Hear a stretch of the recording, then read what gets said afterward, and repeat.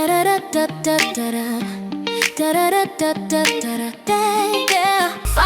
your path with the knowledge of others and become an illuminator for those who struggle. Guide their way just by being true and being in alignment, because it comes naturally to you. On self-discovery wisdom, we share to find inspiration with lessons for millions. We hope you listen. Good morning, good afternoon, and good evening, everybody. Welcome back to another edition of Ignite Your Heart and Soul right here on selfdiscoverywisdom.com.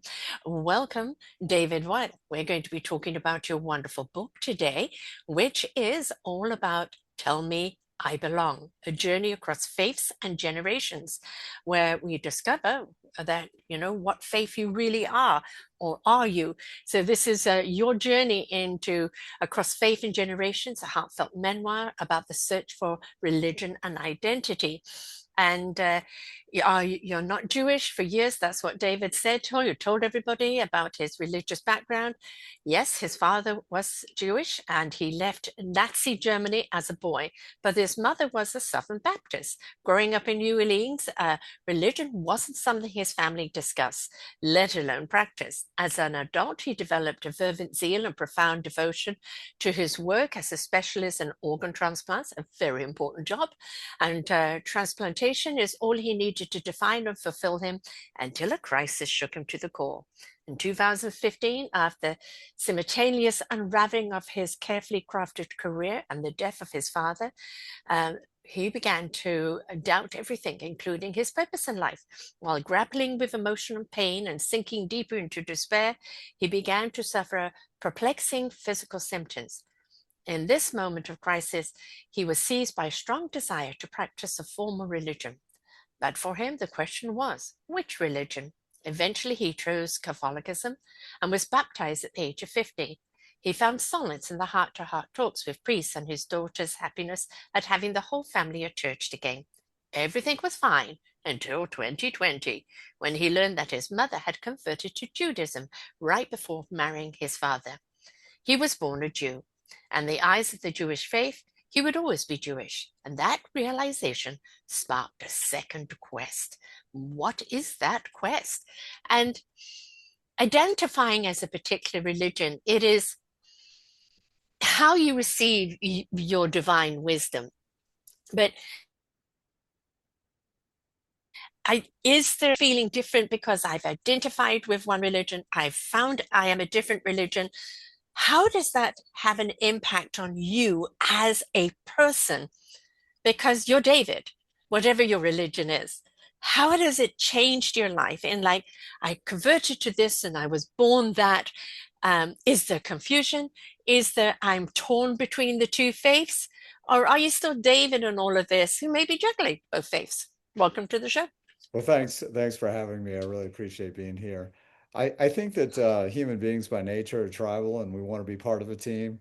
I think that not being sure which team I was a part of gnawed at me for many, many years.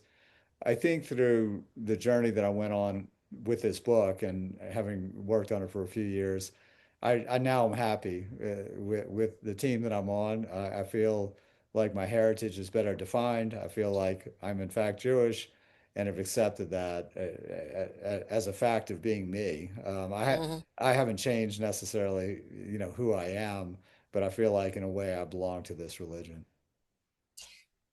You had converted to Catholicism, which you suggest that your family was, so they were happy to have you there. And then now you find you Jewish and you've changed to that. How has that demographic been with the family? But, you felt at home here. Why are you going there? Right. Yeah, well, it's early days. So even though the book's finished and published, I'm still working out some of that. My family's supportive of, whatever makes me happy and however I want to practice my own religion. I think my conversion, or I don't even say conversion because I wasn't Mhm. converting from anything. Yeah, My exactly. finding Catholicism was important at the Hmm. time, especially because it really did connect me closer to my daughters. And I think at this stage of the game, they're older now, and they really feel like whatever spirituality I embrace is the right one. So I think I've got that luxury, which is nice. Well, it's a discovery for them too to know that they're Yeah. Jewish. Yeah, yeah, well, I think that they're very comfortable in their Catholicism. They don't question it. They're never going Mhm. to have to write a book called "Tell Me I'm Right. Wrong." And I, as a parent, I think that's wonderful.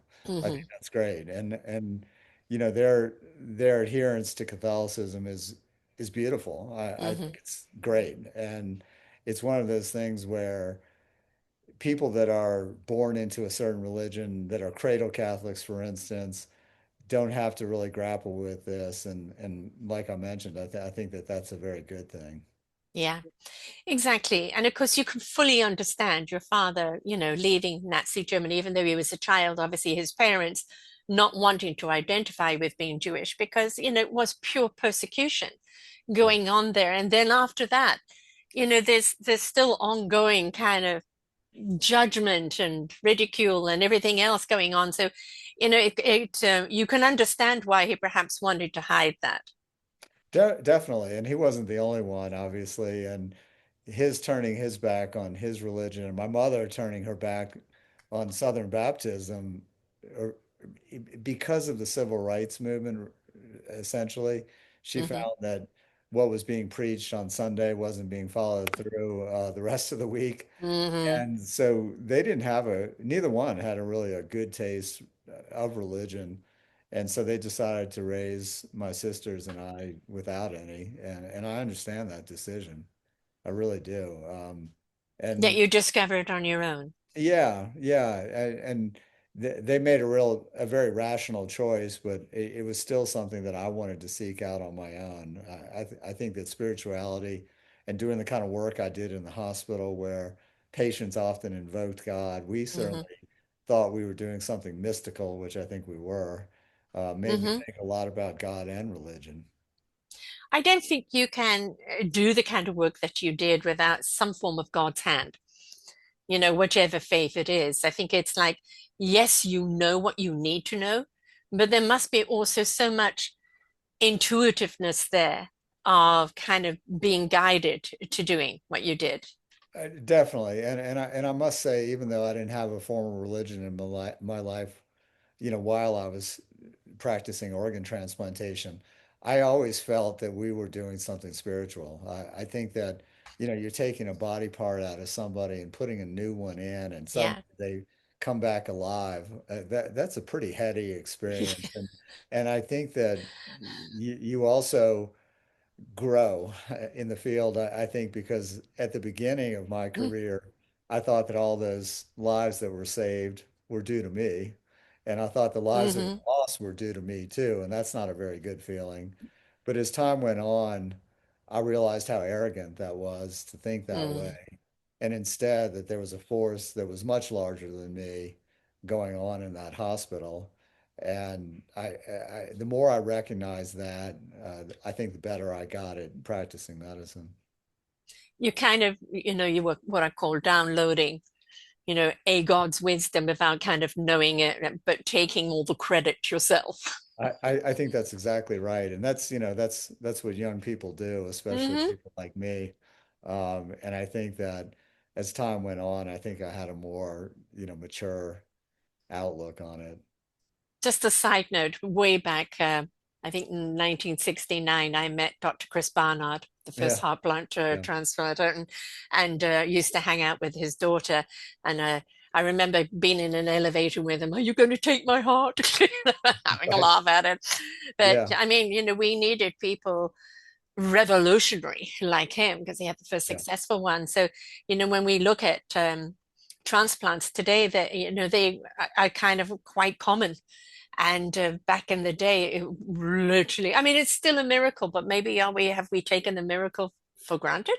Well, I think we have, and I Hmm. think that patients certainly think it's going to work every time, and it Yeah, doesn't. And right. I expected it to work every time, and it doesn't. There's a lot of rejection that happens later, isn't Yeah, there? Yeah. yeah. There's a lot that can go wrong. I mean, Hmm. you're taking an organ out of somebody and putting a new one in, and as one of my mentors said, we're not treating the measles here. I mean, Mhm.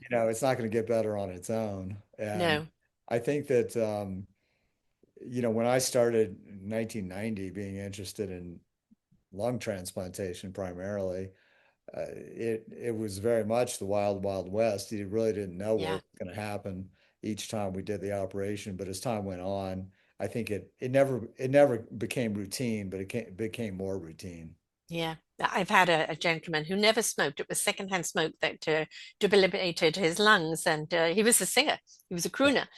And so he would have oxygen, go out and sing, come back with oxygen, eventually had a double lung transplant, and right. obviously gave him back his life, which, is we just don't realize somebody had to lose their life for someone else to gain life. And No there's doubt about it. always that side Yeah. of things because here, wonderful, you're giving life to somebody, a life that they probably wouldn't have had, but at the cost of someone else. And that's always a heavy one there too. No doubt about it. I mean, each time we made one family very, very happy, we Yeah. recognized that another family was grieving. Yeah. And, that was the paradox of transplant, Yes. where, you could do something great in the morning and then lose a patient in the Hmm. afternoon, then do a transplant that night and save somebody. It Hmm. was pretty much all over the place. And actually, the subject of my first book was the emotional roller coaster of doing that kind of work. Yes, I can imagine because the highs and lows really were not gradual, right? No, no, they Very were. high and very low, kind Yeah, of very in the much same so. 24 hours. Yeah. Yeah. So what happened for you to leave that line of work? It was time. It was time for me to walk away. I did 20 years in Mm, the hospital, and I was physically and emotionally exhausted. yeah. I also had two daughters at home who didn't see a lot of me, Mm, and it was time really to reconnect with, who I was and to be a better parent, I think. And so I got out of the hospital several years ago, and think about it every day. It's not mhm. something that I'm ever going to lose, but No, I think various people have to be wired for what they do. yeah, Not everybody, oh, I can do that. I'm a doctor, I can do that. No, I think it's something that I believe that each and every one of us is born with a particular gift that we're here to share.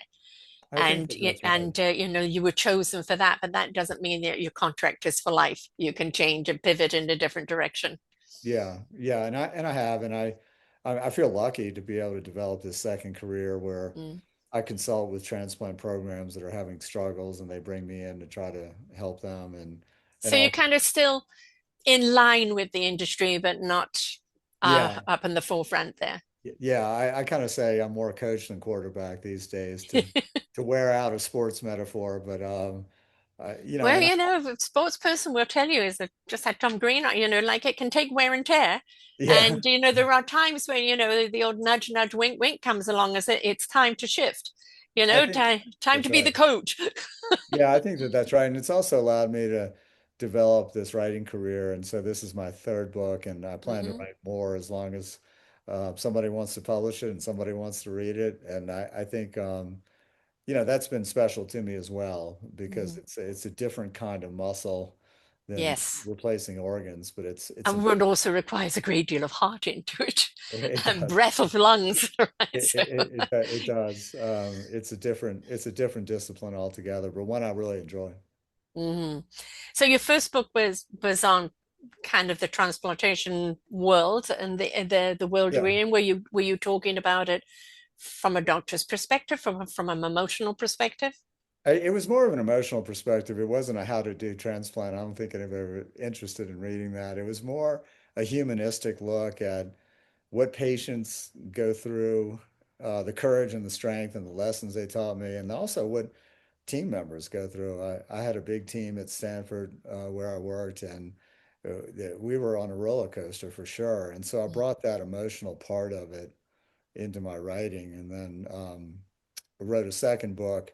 I couldn't quite go far enough in a nonfiction setting because of the sensitivities around the work we did. Hmm. And so I wrote a novel called All That Really Matters, set in the hospital about the protagonist being an arrogant heart transplant surgeon, not me, who, had issues of his own. But I also felt like I could explore the issues in this setting a little better with fiction, again, because of the sensitivities involved with writing nonfiction.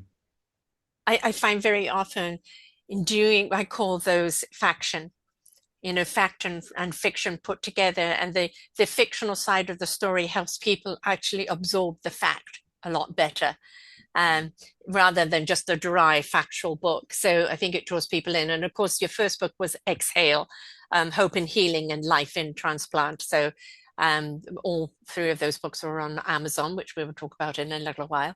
But, I think that when people come from a place of this is the knowledge I know, but I want to share it from this lens.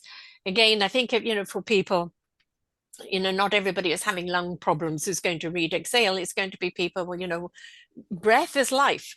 I've been an asthmatic all my life. You absolutely do know about that. When you have no breath, right? You feel like the lights are going out. And people don't, I think people kind of reading something like that, it helps you, have a lot more respect for your own lungs, but also for other people that are struggling, because so many people, lungs, I think especially, and everybody thinks, oh, it's somebody who's been smoking all their lives, and it's not the question, is it? There's so many different lung factors that require a transplant. I think that's right. And one purpose I had in writing that book was not so much to say, look, here's what happened to a transplant doctor. Hmm. Um, I wanted people also to think about their own careers and Hmm. how they balance all of it. I don't think it's a spoiler alert to say that in Exhale, I vividly portray my life getting out of balance doing this kind of work. But when I went around promoting that book, I spoke to pilots, airline pilots. I spoke to stockbrokers. I spoke to attorneys who practice high-powered law. I don't think it's unique to Hmm. doctors to let their professional ambition get a little out of control. You kind of, when you're in a profession and you're riding high and you feel I've got to stay ahead of the game or I'm going to, fall back or lose. And it's kind of, the lungs of your life, right? You're breathing life into everything that you do. And sometimes you're not taking a breath. And it's in that taking a breath that you kind of look at, all I'm doing here is burning fumes here. I am burning out. And what am I doing it for? Yeah, I purposely called the book Exhale because of that. Yeah, yeah, yeah, Yes. And I think, kind of metaphorically, everybody in life should just take a pause. I think one thing we have all in common, obviously, is breath, but it's time. And I think that sometimes just giving ourselves time, take a breath, slow down, be present. We see so much in the nothingness, when we're not crowding ourselves with one thing after another. There's no doubt about it. I mean, I think all of us, struggle with our family life, balancing against our personal life, um, and our professional one. And this book, the one Tell Me I Belong that just came out, I think the publisher has talked about it in terms of religious identity, but it's really about identity, period. Yes. When we Yeah. look at ourselves in the mirror, who do we see? And for many, many years, I saw transplant doctor as my Yeah. primary identity, whereas I was a lot of other things. I was, Mm. a husband and a parent and a son and all kinds of other things. But I looked at myself as transplant doctor, which was too narrow, I think. Right, yes. Yeah. Well, like I said to you at the beginning, two religions. Are you identifying David as the religions, or is David just happened to have the experience of these two religions? Yeah. So it's not losing yourself in either your work or your faith or political views. It's not losing yourself and making that the identity. It's what makes you you. I think that's exactly right. I think that's well said. I think we get lost. A lot of people, especially young people, they're chasing something, they're chasing a dream, they're chasing, I want to be the best of it, I want to be recognized at it, I want this, I want that. And also, we have an awful lot of energy when we're young that peters out, that changes, strength as we get older. And I think it's also things like priorities. Start becoming a big word. And the priority isn't to work 16 hours a day. I interviewed numerous people in my 14 years of people that climbed the corporate ladder, became the best that they ever could be, and then realized they had no family to go home to, that big expensive house, that they're working 18 hours a day to manage the fast car. All they did was use to get back and forth for work. They had no life. They had nothing. They just had this title and this, money, but what else? And so they literally walked away from everything and kind of chose life in a different direction and simplified their life. And they feel so much more enriched because of it. Yeah, I had that experience. I mean, I felt like things were getting away from me a little bit when I was leaving Stanford. I didn't feel like I had the kind of balance I was looking for, although I had all the, professional success you can have. And so I went through that process already. Um, Yeah. and you do come out better on the other side. Mm, And I have to say, a lot of it's good fortune. I mean, not hmm. everybody can kind of retool their professional life and make it go again. And I recognize I kind of had the luxury of being able to step out where not everybody has that. Yeah, you transferred your skills into just a different arena, but still using your same skills. Yeah, I think that's right. And some people have to kind of change skills altogether. But that's okay because we're so much more than the one dimension we thought we were. Like Yeah, go on your self-discovery of what else you are, what else you're here to do. true. And again, that's allowing the time and the wonderment to do it in. But here you are now, kind of being thrown Catholic. Oh no, you're Jewish. Okay, maybe the Jewish religion speaks to me more. But how much of the Catholicism still stays with you, even though you've gone over to Judaism? Yeah, I have a tremendous amount of respect for Catholicism. I think it came to me at the right time. Hmm. I think it saved me in many many ways. I think I, I'm in awe of it, to be honest with you, and I'm pretty careful to say this in the book. Certainly, my journey was in no way, a rejection of Catholicism. Hmm.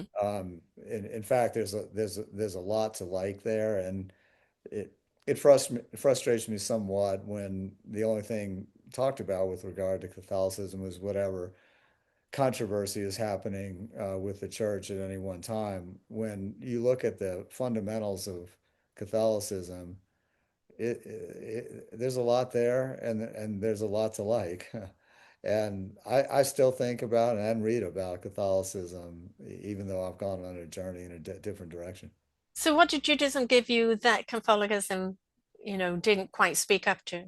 I think I felt a little bit like I was renting a religion, Hmm. that I felt a bit like an imposter. Mm. I was taking, my family's religion, my wife and my kids' religion, and trying to fit it into my own, which people do.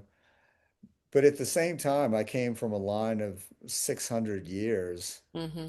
of Jewish rabbis and leaders, Yeah. all from Germany, and there's no denying that heritage within me. Yeah. And I think that that's really what this book was about is, look, I came from a group of people that made a lot of sacrifice for me to be able to stand Mm. here today and talk about a book I wrote. And it was the heritage part of it that was Hmm. really important to me rather than the tenets of Judaism versus the Yeah. tenets of Catholicism. So, of course, people say Happy Christmaka to you. Right, right, right, Because right. in a sense, I mean, people like to be purists. You've got to be one or the I other. know. But if both speak to you in different ways at different times, why can't you embrace both? Yeah, obviously the world is filled with people trying to divide each other by religion. Hmm. When, there's universality to all of this. I mean, Yes, exactly. if you study Judaism or you study Catholicism, I mean, being kind to one another, social justice, all these things are common. So I don't know why we've spent so much time trying to look for the differences, but that's what Or people. making the differences separate us. I've literally done a show with some of this with Tom Green, who's a kind of born again Christian, and that saved his life. and absolutely wonderful because that's how God spoke to him. But Yeah. I think if we open up to whether it's God, universe, source, energy, whatever it is you identify with, it's understanding that there is a core compass. There is a core within you that is your guidance system. And when it's at its right level, you will do everything in kindness, caring, compassion, consideration, and coming from a place of love. And if a religion doesn't have that as a fundamental, for me, I cannot embrace it on any level because I believe that all faith is based in love. Because when you come from that place of love, you can't knowingly do harm to anyone else because to do so would harm yourself. So I think if we can look at compassion, empathy, kindness, consideration, and love, and come from that place of love, I think we're so much more enriched as a society, no matter what label the faith is. Amen. I couldn't And I agree think we more. can take just like a good feast. We can take a little from here and a little from there, a little from Buddhism, a little from something else. It's again, what do we identify with? But that doesn't mean, you identify because the generic DNA inside of you that you identify with it. But as you said, there's a great deal about Catholicism that has seen you through that you can still draw from. And that's the thing is why and who and how far back does it go where people say you've got to be this and this only because that's what's destroying society.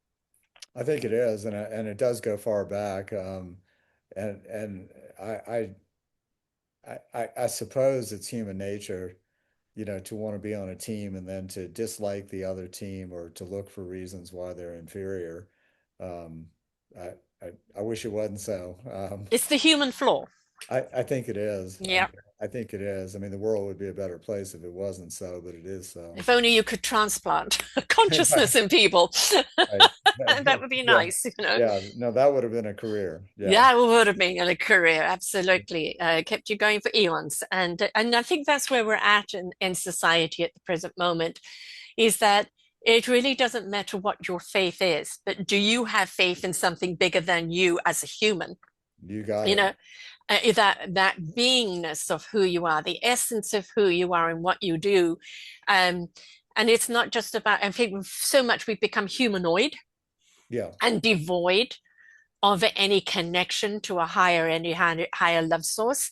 And I think when we merge the two together and we're guided by that compass, then as humans we become better. I think that's right. And I saw a lot of this in the hospital. I mean, some of the Mm, patients that had the greatest degree of serenity in the face of life-threatening disease, hmm patients that had some belief, something larger than them, whether it's God or something else. And I really didn't have that when I was taking care of patients in the hospital, but I always envied it because I saw it in action, exactly. and it was something that I wanted, but I just didn't quite have. Right. Yeah, well, also kind of with very much with the work that you're doing, a lot of it is kind of adrenaline, isn't it? That, Yeah. you're very much governed by that. And where is the time, to bring that faith in? But, we hear and we see every day, and I'm sure you have seen quite your share of it, of incredible miracles that to us as humans feel unexplained. But when you are trusting of God's source, makes sense. Yeah, I mean, a lot of it. I had the all these near death experiences. Patients would actually hmm die in front of hmm me and then come back after we did this, that, and the other thing. And then they would tell me about the experiences. And I write some about that in the book because, if you do that every day and patients tell you Yeah. this, it's kind of hard not to take that to heart. I mean, it was for me, Mm. whereas people on my team, other doctors, other nurses would You be just like, took, yeah, that's the drugs or that's all their, right. they saw that on TV and they, Mm. um, So they were very clinical. very, Mm. and I didn't react that way. I was like, wow, that was pretty amazing what they just told us. So, so the divine was knocking. It was keeping that door open and allowing Yeah. you to actually, embrace those experiences, even though you didn't have connection to it. You Right. at least were open to that this is a real connection for someone else. Yeah, I was very open to it. I mean, I write about this in the book. I had a young girl that literally we had just about given up on trying to save her, and she came back, and her one of her first questions was, why did you bring me back? It was so Mm. great. And Yeah, yeah. and then she went and told me the story about what she saw and what she experienced, and I I was changed by that. I mean, Mm. it was a very hard thing to hear and not be changed by. Yes, I've never been afraid of death per se, because for me it's that's going home. Yeah. We're in just borrowed vehicles, the human body. We're borrowing this to have a divine experience, a spiritual experience while we're here. And then when this body demises, for me, it's about going home to the universe and where there is peace and love. And this hell and brimstone, I think the hell is what we make of it here on earth, and we can put ourselves through hell or we can embrace heaven if we choose to right here on earth.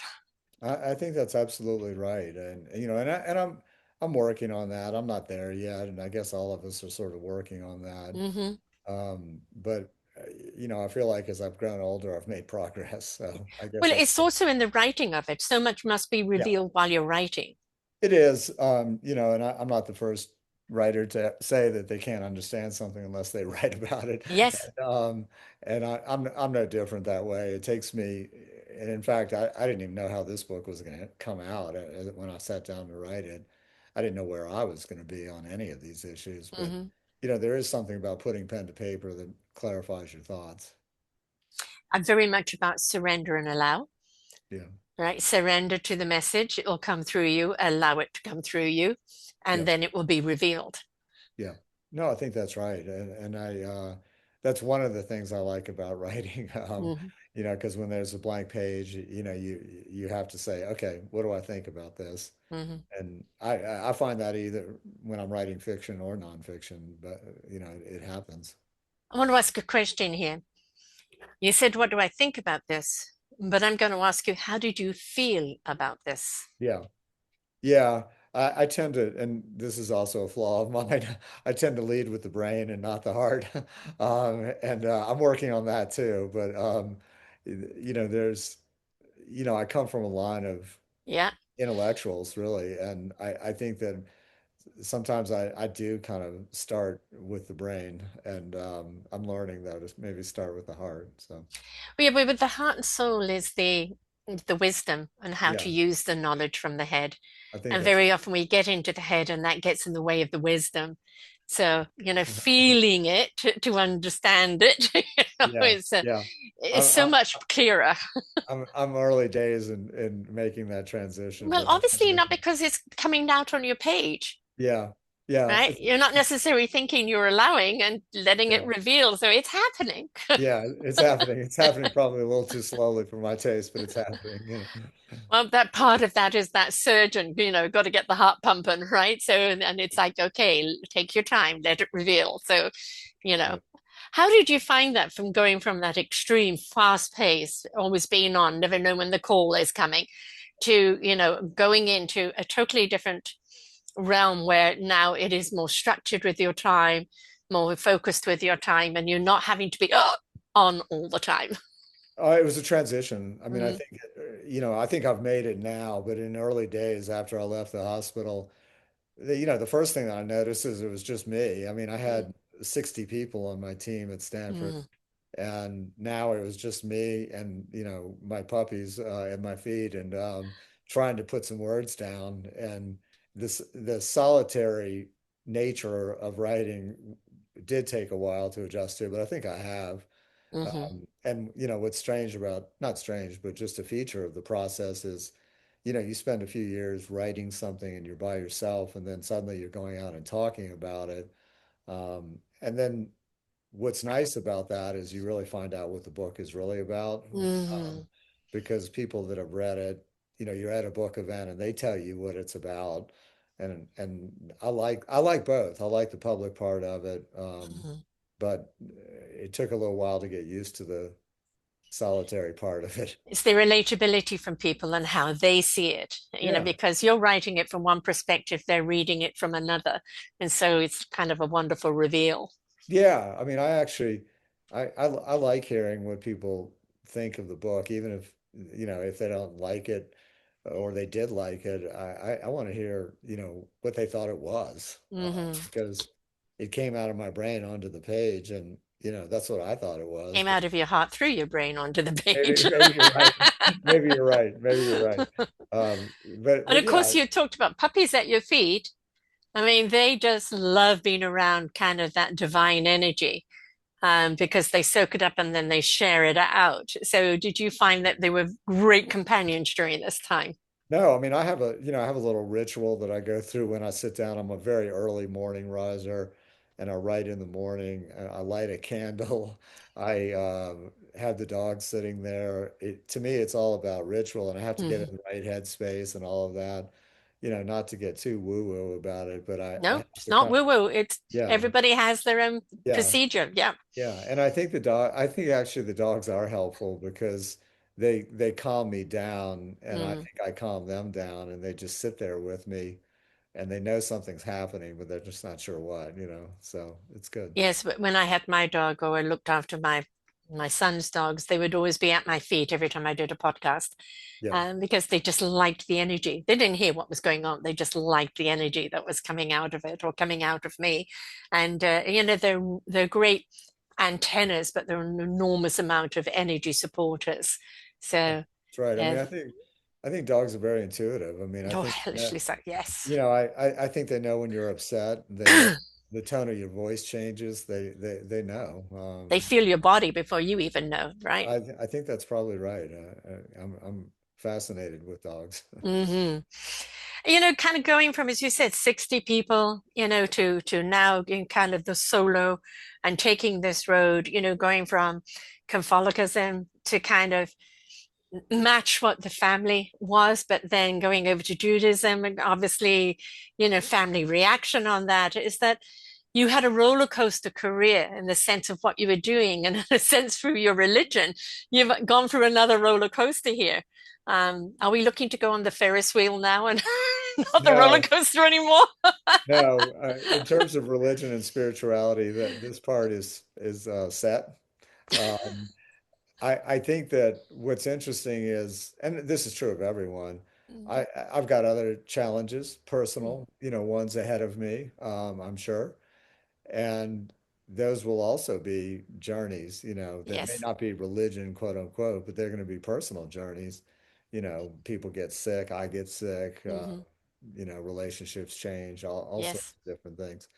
And, that's life, right? And, maybe I'll write about some of those things one day, maybe I won't. But this book in particular, I always knew I was going to write because religion has been something that has been unsettled in my life. Exactly. Exactly. You kind of think that, if your father and his family, had they not escaped persecution, would they have embraced Judaism here in this, in America? Would they have brought you up with it?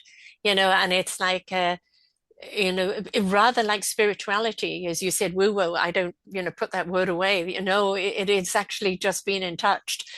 Spiritualism isn't about boundaries or walls or it's about energy that is free to flow. And when we are truly live in that spirit, that energy is always in a beautiful rhythm and always in flow and always in you, around you, and chooses who to be around.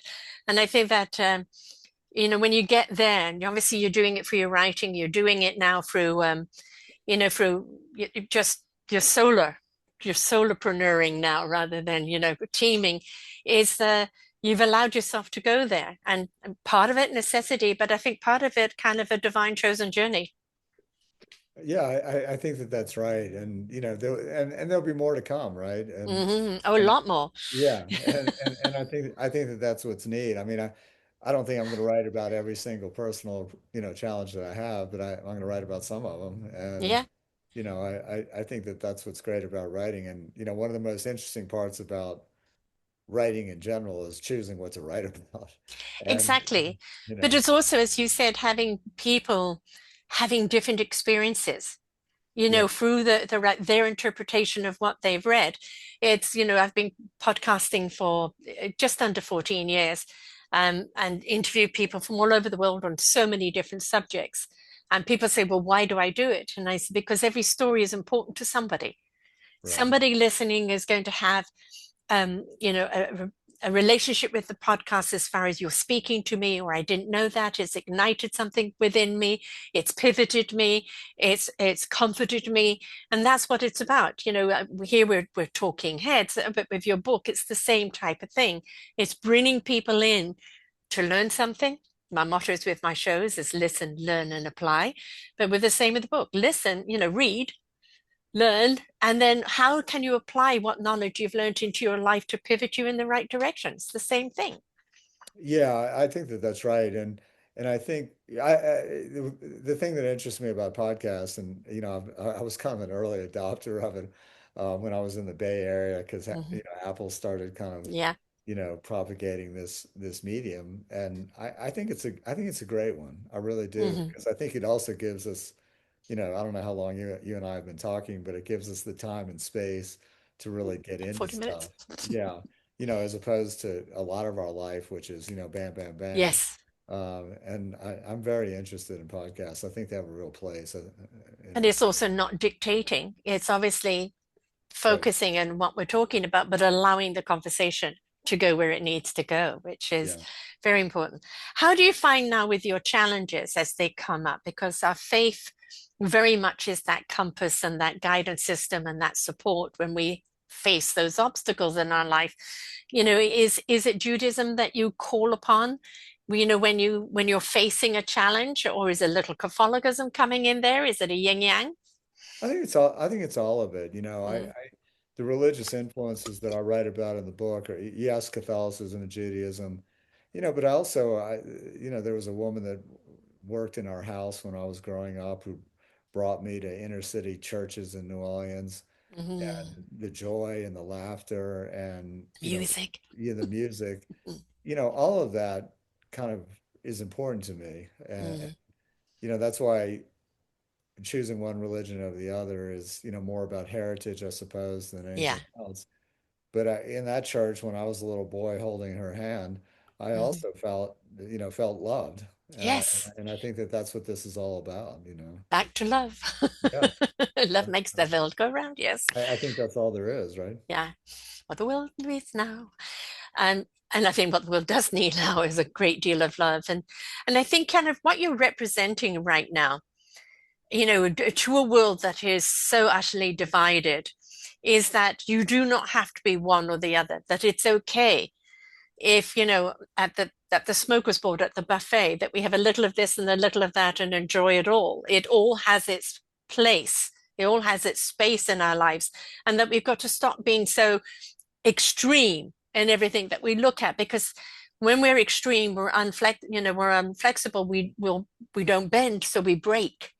But when you allow kind of the different influences to come into our life, and then we are flexible and we bend with the wave rather than, snapping off. I think you're right. And a lot of the current events have made me think about, a lot of things, not only religion in our society. It's made me think about masculinity, to be honest with you, Hmm. because there's a example of masculinity in our political culture and in our corporate culture that to me is anathema to real masculinity, to what it Yes. means to be a man. And it's made me think about, the fact that I am a man. Hmm. It's made me think a lot about, what does that really mean? Like, who do I want to portray to the world? I have daughters, and, Yes. I'm their example of masculinity, at least their first example of masculinity. And, what do I want them to think about men? Mm. And, you see on television, and this is, I think, particularly important to young men, but you see on television corporate leaders in the tech industry, political leaders, and they have a form Hmm. of masculinity that I think is concerning. I think it's actually a reflection of an inner child that is so insecure within themselves. All they know is how to be, high testosterone, and quite essentially bullies. And so that's not man. No, Those are lost. little people that have never actually faced their own Yeah, challenges. I guess that's true. I haven't thought about it that way, but I'm sure that's true. And but I do think we're unfortunately in bed with these people. Well, for now, Yeah, for now. but house Yeah, cleaning is coming. yeah. The sheets are I, going to be changed. I think that that's true because our political system is self-correcting, I think. Yes, well, it has to, the self-combust to self-correct, and I True, think that's true. what we're seeing right now. And Yeah. again, I think kind of where you're at in your life right now, with I've gone with my heritage, honoring my heritage, but I still respect Catholicism and how it saved me, and then the influence of New Orleans and the faith that you went through there is that you're an example to people that we can partake and take from different religions what we need to support us on our own beautiful, faithful journey. That it doesn't have to be, one or the other. You'll go to hell if you're not this. And, I think that's where we need to lighten up. And I think that the more that experiences that you do have, like you have had, makes you broader in your whole perspective of life, that makes it more encompassing of the diversity around us. That's my aspiration. I don't want to overstate my role in this world, but that's certainly my aspiration is that somebody that reads my book might come away with that. That's my hope. Mm. I'm sure you've had the people that are the purists that have had, you've got to be one or the other. Da, da, da, da, it's obviously one can brush it off, but hate has an energy that's not very kind. But and they're what I call the people that are unflexible. But for the most part, have you had more people intrigued? For the most part, to say that I haven't had some people say, "Well, why'd you turn your back on Catholicism?" Hmm. You know, or what took you so long to become Jewish, Yeah. or why are you denying what you are? Mm. These kinds of things. Yeah, I mean, people want to say that. I don't pay a lot of attention to that. To me, what's important about putting out art, and this is art, it's not, Hmm. it's my form of art at least, and I think that there's going to be a lot of different takes on it, Yeah. and that's okay. I'd rather people think about what I wrote and Mm. reject it than not think about it at all. If you can open up to a conversation, maybe they can learn something, you Yeah, know. hope so. Now, you said, originally that you went into Catholicism, A, because you were lost in finding yourself, but to connect with your daughters because they were more Catholic. How have they felt now? As you said, they're older on their own path, but how have they felt now that you have chosen to be identified as Jewish? I think they're glad. I mean, I think they're glad because, they're good kids and Hmm. they want their father to be happy with who he is. And they're certainly not somebody that says, why are you turning your back on Catholicism? They understand where it's coming from. Right. And I think it's lucky, to have that kind of support. And I feel that way. Hmm. But they've been very supportive along the way. And they just like any parent that writes a book, they learned a lot of things about me that they, Yeah. you know, and I've enjoyed that. With each book that I've written, hearing my kids' reaction to it has been really important to me.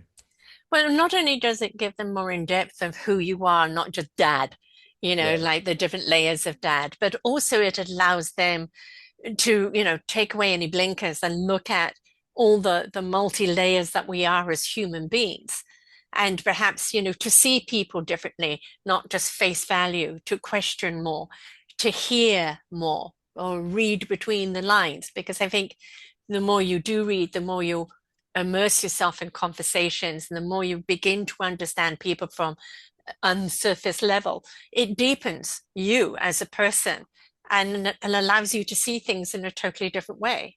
I couldn't agree, really couldn't agree with you more. I mean, and I, I suspect my daughters, I haven't asked them this directly, maybe I should. Hmm. After, writing a few books, they probably see me as somewhat complicated, more complicated than I appear. But that's humans, right? I mean, we're complicated, and I don't shy away from that. I think, Right. it's best to embrace it. Well, obviously your first book, you wrote kind of after you left your industry, and obviously a separation came during your 20 years of transplantation, and so that obviously had, obviously divorce or separation always has an effect on our kids, no matter what.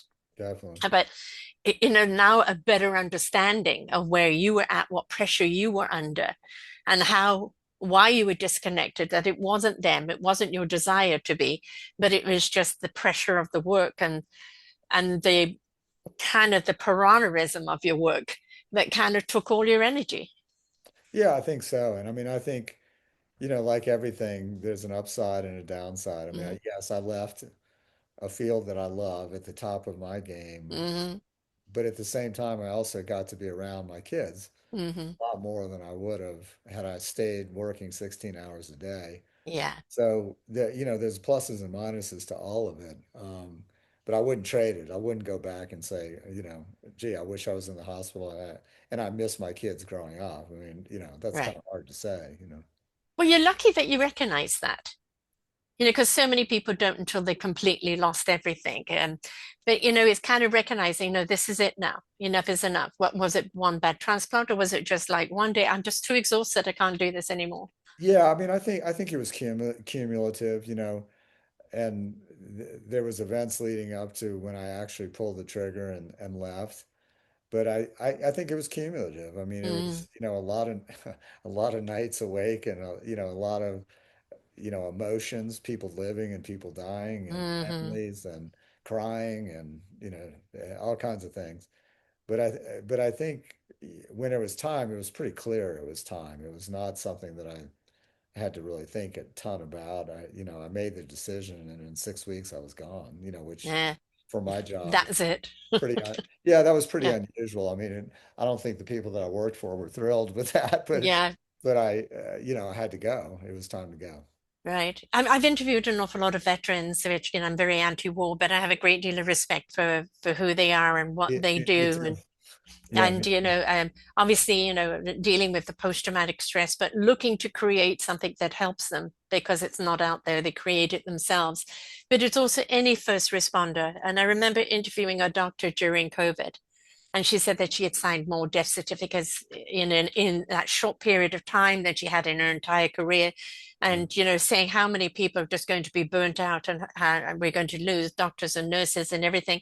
But it's also the ambulance drivers, the police are on scene, the fire department. I don't think people actually understand that you can't see these horrible tragedies in front of you day after day after day without it. You can put up a wall, you can go clinical, you can step out of the emotion, but it's going to catch up with you. And at some point, it's just going to be, I can't do it anymore. No, clearly. I mean, I think you can put up a wall, and I did for a long period of time. It helped me do my job, Yeah. but there was a day of reckoning coming, and I sensed that, and I just didn't know when exactly, but it happened almost 20 years to the day. Ah, And wow. And that 20 years is a good long time in that industry. I mean, it's not bad. It's not bad. no, no. I Yeah. mean, again, it's like seeing what you're seeing because literally you are dealing in life and death all the time. It's not like a family doctor. I'm dealing with a cold or a flu, and occasionally I come across a heart attack or something like that. You literally are dealing life, death No, I all the mean, time. by definition, right? I mean, if it wasn't a life and death situation, they wouldn't be seeing me. So, Right, exactly, yeah. exactly. So where at your faith now? It's like, do you practice both? Are you a Christmaker? No, what I do now is I'm in this first inning really with Judaism. I feel like I don't know anything about it. I really hmm I feel like a kid who just got introduced to something. And so what I'm doing now is I'm sort of fact finding and hmm I'm trying to figure out what is Judaism anyway. I did some work on that obviously for this book, but I have a long way to go. So I want to try to understand, what it really stands for, what it is, what the beliefs are. And I'm in the process of doing that now. Kind of exciting. I It think is. if we go back in time to the beginning of when all of these faiths came about, they were all kind of fundamentally based in love. kindness, consideration, community, helping your fellow man, looking after your neighbor, building community. It wasn't about the hierarchy, in a lot of ways, church separated itself from God, or Right. separated the people from God, saying you've got to go through me, the priest, to get to God, where now people know it's direct line, whatever Right. your God is. And I think if we go back to the beginning of where most religions were started, it was in that basis of a loving community. Oh, I see a Yeah. pooch. I know. I know. I knew that they would make an appearance. Lovely. I love them. I love them. I've got to get another one. Yeah. But I think that, it's been misconstrued by man along the line to be self-serving to man and being used as a tool, Yeah. to separate, to hate, to an excuse to rule. And I think when we can take that out of religion, as you discover this and look at where man's interpretation became about rule and power, loses the faith, and what really the core faith really is. Because I think when we look at the core of everything, that's where the truth really lies. I think you're right. I agree with you. So quite a journey ahead of you, Yeah. in this discovery of this. And do you see overlaps of the Catholicism and Judaism on a parallel of teachings anywhere? I think so. It's a little early for me to say for sure, but I suspect I will. Hmm. Because I do think there's more kind of universal themes to all of these religions. And so I'll look for that as I go along, but I'm I early. would love to read something on the parallels, or where the crossover is and where Yeah. the common denominalities are. Yeah. Because I think if we can look to what the commonalities are with all of these religions, what the Yeah. fundamentals are, we would stop being so utterly divided and mine's better than yours. So, you know, Yeah. I think Yeah. that's where we're removing ourselves from. And I think that why you're doing what you're doing right now is really kind of a template for people to go, you can identify as one, but we can embrace others, and that's okay. That's exactly right. So how do people get hold of your book? Books. Pretty easily. So if you go to davidweil.com, my last name, Weill, my pretty much everything I've written, not just books, but op-eds and videos of people interviewing me, on and on. It's probably the best place to kind of see what I'm up to. Excellent, excellent. And yes, I can see it all here. And it's like maybe you want to start off with one, maybe you want to dive straight into this one, whichever kind of, Yeah. ticks your box at the present moment. But it's like the willingness, to explore. And I think we've become too much about headliners and sensationalism and hysteria and tornadoes and hurricanes. And I think, we need to be calm and take that breath and be centered and go in and attach to our core and allow whatever our chosen God is to speak to us and bring back our equilibrium, our meaningful purpose, our compassion, so that we can share it out with the world. Couldn't agree more. Words to end by. So thank you so much. And just, the other thing, if you want to get hold of him by social media as well, he's on Instagram, David WEILLMD, on Facebook, David WEILL About, and also David WEILMD on LinkedIn. So whether you want to go through his site or you want to check out his other Instagrams, plus he did a wonderful on the Bondi Beach Jewish religion perspective, an article that he wrote on there that you can find on his show page as well. And so a good point of view there as well. But, I love the direction you're going. I love the openness. I love the exploration. You're a great example of don't just sit on the status quo, that it's okay to change. It's okay to pivot. It's okay to explore. It's okay to embrace. It's okay to allow yourself to expand. And I think that's a wonderful example to be teaching anybody. So thank you so much, David. Thank you, and thanks for having me. I really appreciate the conversation. I've enjoyed every minute of it. So thank you very much. And so until next time, folks, remember, it's not just one against the other. It's a little of this and a little of that. Have a look at it all and see what fits you. But remember, it's got to light your core. Until next time, bye for now. We hope that you enjoyed the show. There are so many more for you to listen to right here on selfdiscoverywisdom.com. Come and hear the illumination that's going to shed light on your path. Find your path with the knowledge of others.